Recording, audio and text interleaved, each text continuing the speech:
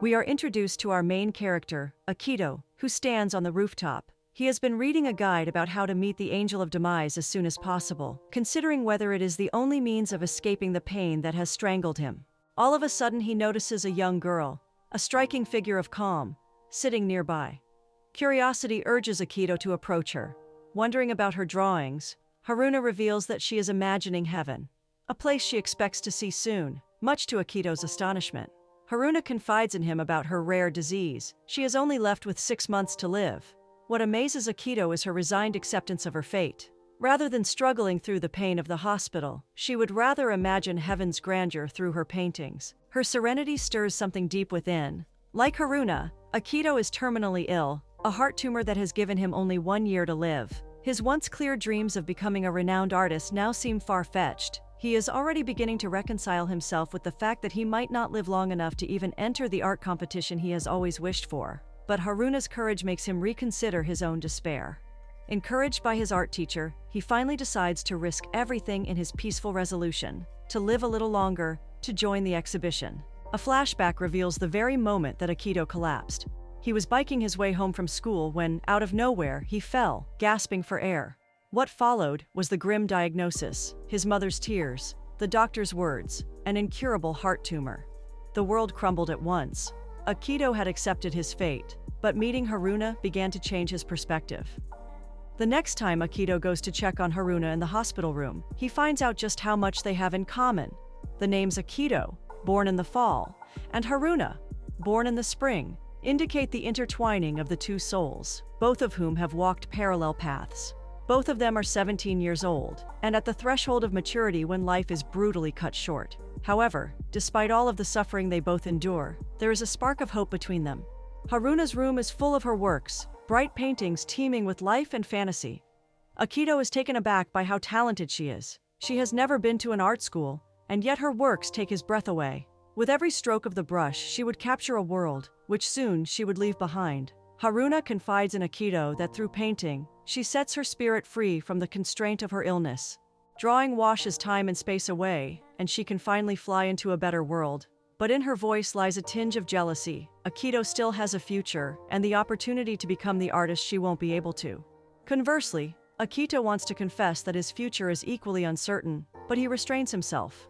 However, upon learning of Haruna's wish to enter the same painting competition that Akito dreams of, he bites his tongue to avoid dashing her hopes. Thenceforth, Akito visits Haruna every day. After school, he'd run away from his friends, quit the art club, and go by her side, leaving his friends to wonder where he's always off to. To Akito, none of that matters compared to the time he spends with Haruna, watching her paint and learning from her silent wisdom, sharing unsaid dreams.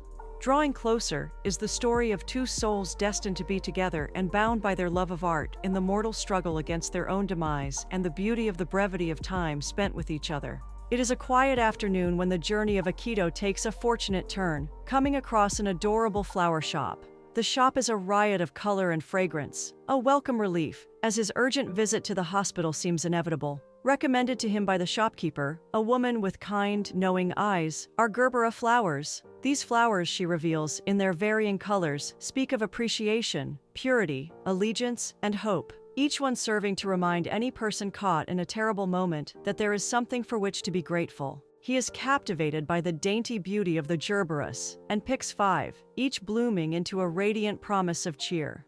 Reaching the hospital, he heads to Haruna's room. The flowers have brightness in comparison with the sterile and clinical surroundings.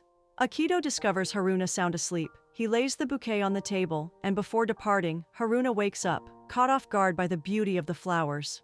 A warm smile spreads across her face as she invites Akito for a meal in the hospital's cafeteria as a sign of gratitude.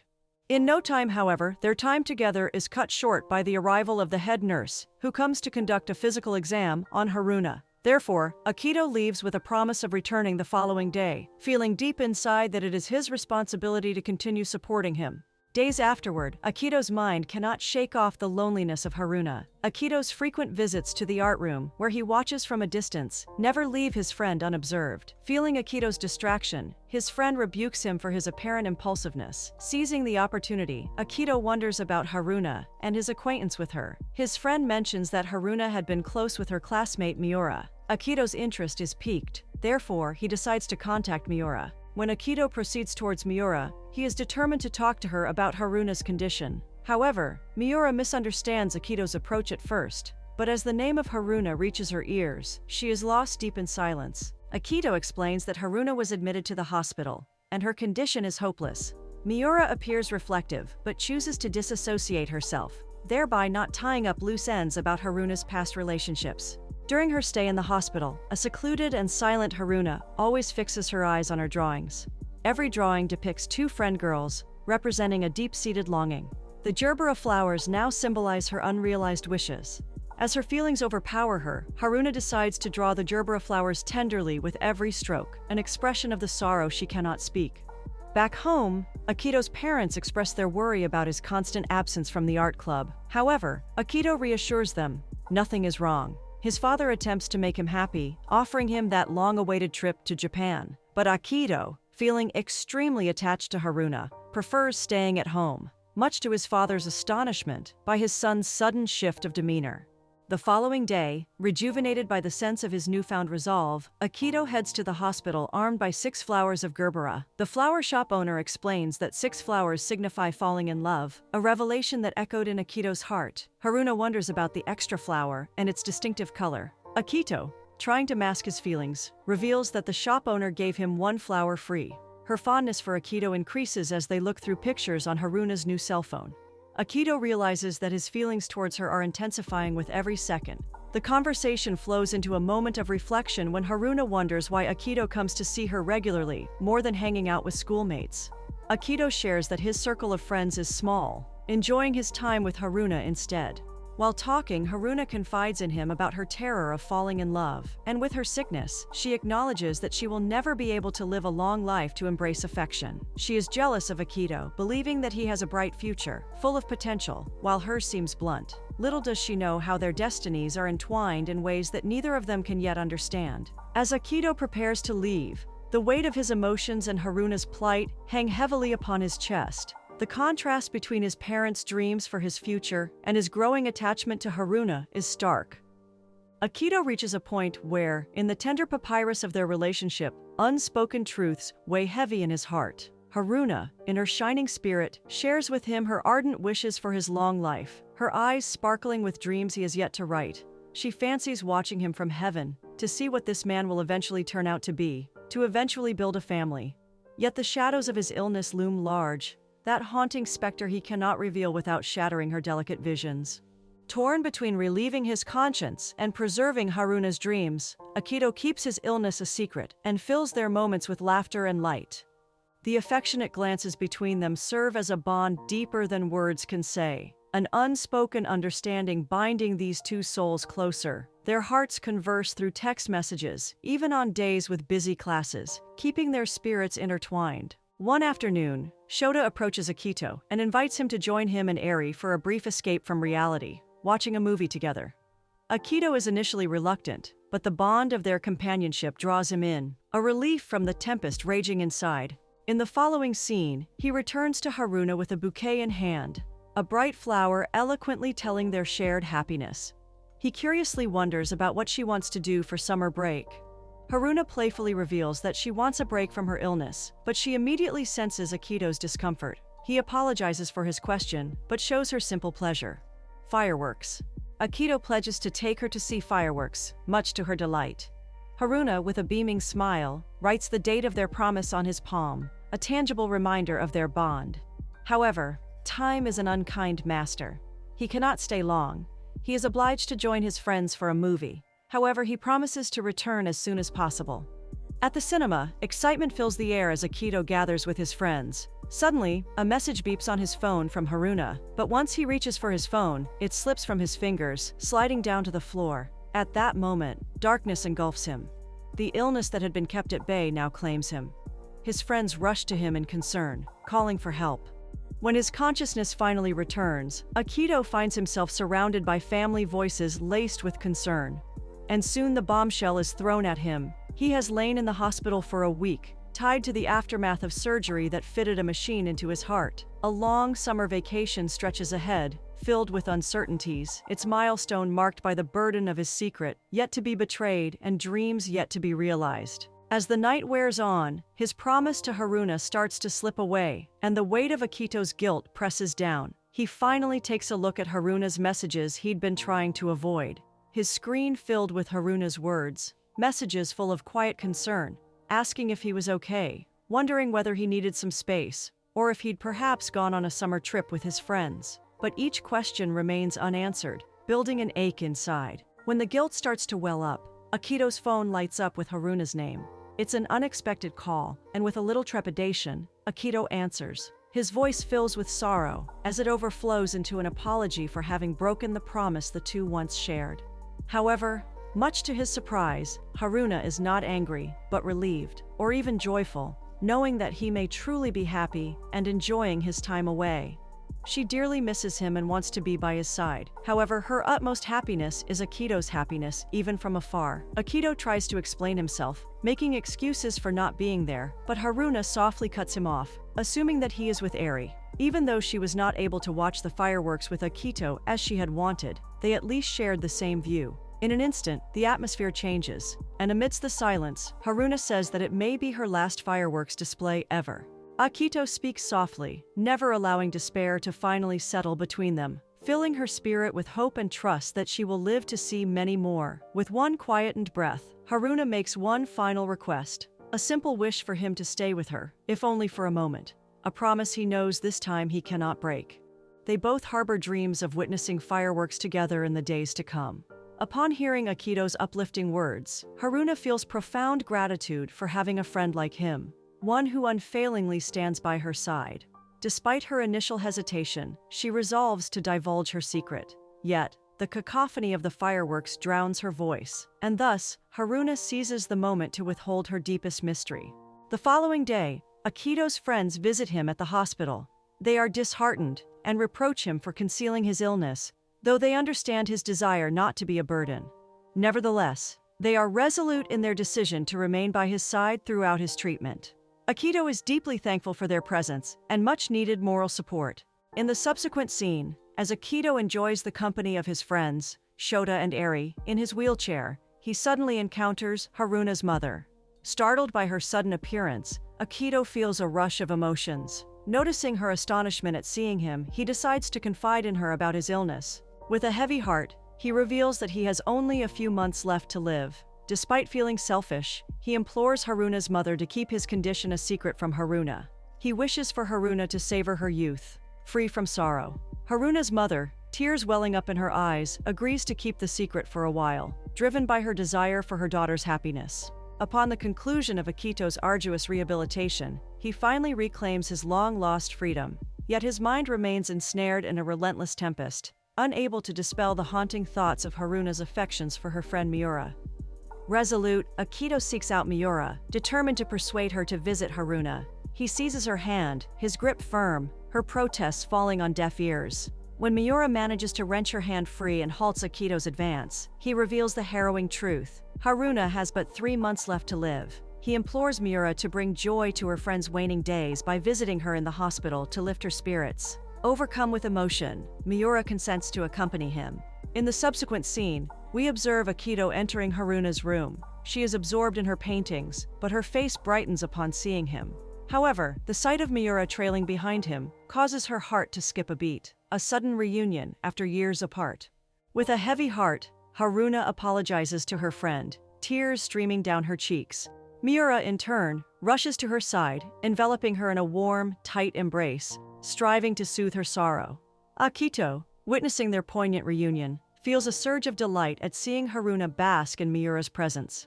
As they journey back home, Miora shares with Akito the tender recollections of her childhood with Haruna. She paints vivid pictures of Haruna's difficult early years, marked by the isolation imposed by her illness, which causes other children to shun her.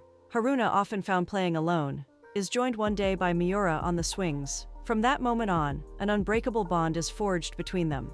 Their friendship flourishes with each passing year, growing ever stronger. However, upon entering high school, Haruna's condition frequently keeps her from attending classes, and gradually, without either of them noticing, they begin to drift apart.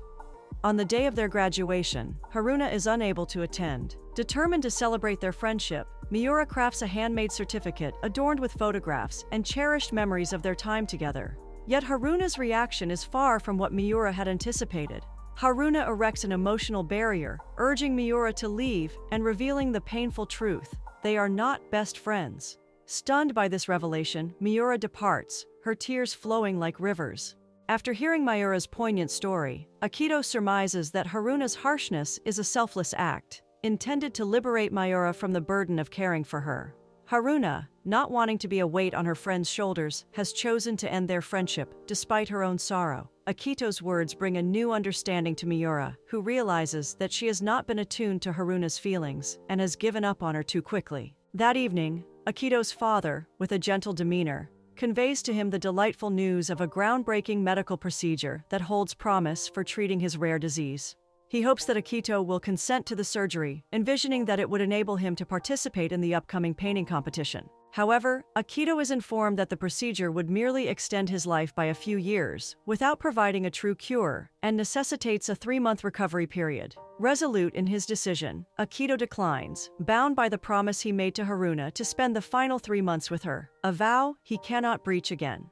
Though his rejection dashes his father's hopes, the latter maintains his composure and departs with a heavy heart. The subsequent day, Akito embarks on his usual journey to the hospital, visiting Haruna with the bouquet of vibrant gerberas.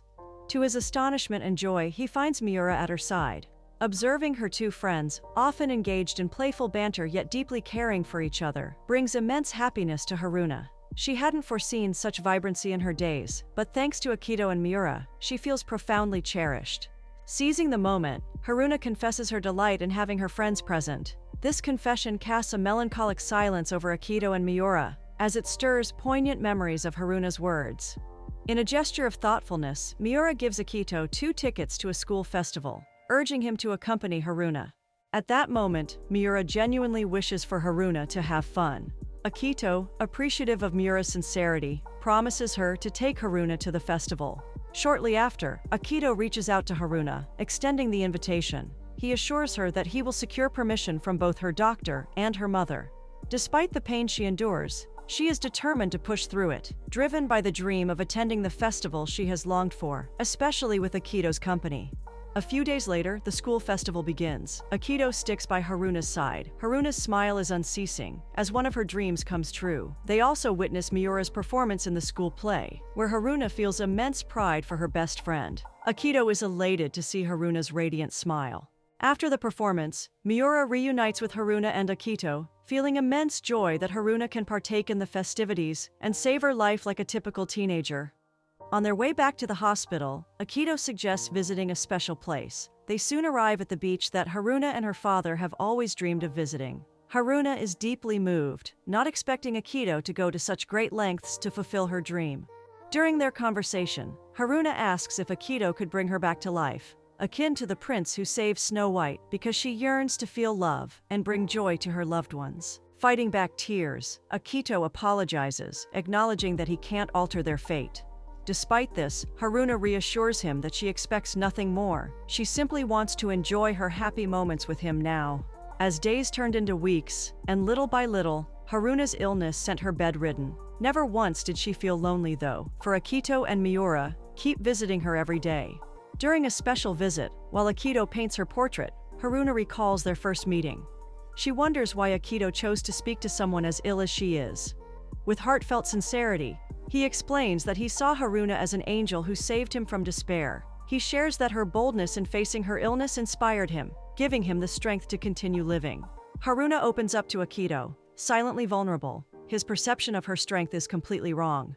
Under her composed facade, she is terrified to the core by the news that she has only 6 months to live. Inspired by Akito, though, she looks up to him as a figure of courage. His presence gives her hope, fanning the flames of a wild desire to hold on to life and cherish the people she loves. Every moment she shares with him rejuvenates her more to fight the cruel clutches of her disease. That same night, he tells his family about his decision to have surgery, a decision born not out of fear but out of newfound resolve to make the time left with them. Like Haruna, he comes to realize that the greatest gift life can offer is to be savored in its fleeting moments with the people who truly matter the most. His parents, overcome with emotion, are reduced to weeping at their son's renewed will to fight for life. The following day, Akito stands helpless as Haruna is wheeled by nurses, unconscious and frail. Her critical condition triggers overwhelming fear within him. This distress exacerbates his own sickness, and he ends up on the ground. A couple of days later, after Haruna's passing, Miora tells Akito how Haruna, hanging onto the last shred of consciousness, cried out for him to see him. Torn apart by this revelation, Akito feels that he is drowning in a sea of regret. Now, as Miura storms away, Haruna's mother approaches Akito and hands him a sketchbook that Haruna had left for him. Initially, Akito rebuffs, feeling unworthy of receiving such a special gift when he has failed Haruna. Still, Haruna's mother insists, never faltering in her voice, that it was Haruna's last wish that he, Akito, have it because she believed in him. Reluctantly, he accepts the sketchbook, and his hands tremble under the weight of her final words. Within the silence of Haruna's room, Akito opens the sketchbook, where every page is filled with her presence. Her final message speaks volumes of what he had done to her life. She tells of how thankful she is to have met him, for turning her room, once a place where tears fell, into a home full of light, warmth, and happiness. Akito finds a ray of hope through Haruna's words. Determined to keep his promise to her, he resolves to rise above his despair, to heal, and to become the man she saw he could be, carrying forward her light as his guide. Soon, Akito has returned to the art club, undergoing life-extending surgery and receiving treatment regularly. His heart is full of anticipation toward living each day and savoring those precious times with his family. Miura finds out about Akito's terrible condition, and just as he did with Haruna, she frequently visits him in the hospital. Every time, she comes with a bouquet of gerbera flowers, simple, yet so meaningful. One day, while Miura is browsing a flower shop, she finds a picture of gerbera flowers Haruna had once shared on social media. She hurries to tell Akito about it. At that moment, his mind wanders back to the very instant when Haruna has posted a picture of the flowers that he had once given her. Curious, Akito browses through her social media and finds a private post that requires a password to unlock. Instinctively, he knows the post was meant for him, so he begins the task of guessing the password, frustration mounting with each wrong entry. Suddenly, as he looks for a second time at Haruna's sketchbook, he remembers the image of 3 gerbera flowers drawn on the last page. These flowers had always held a special place in their hearts, so he tries the password 3 gerberas, and to his relief, the post opens. The secret message from Haruna shocks Akito with the truth.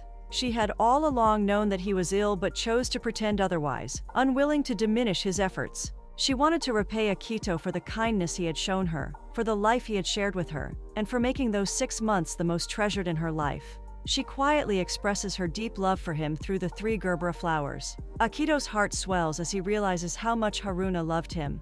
After a hard and painful battle with his sickness, 3 years later, Akito finally joins Haruna in heaven. Miura, being a very caring friend, would often pay a visit to the graves of her 2 dear friends, bringing 3 gerbera flowers. Akito fulfilled his promise to Haruna in his last moments, creating a painting called Sky in their memory. This painting, a poignant tribute to their story, will forever be a cherished symbol of their love, a story that will never be forgotten.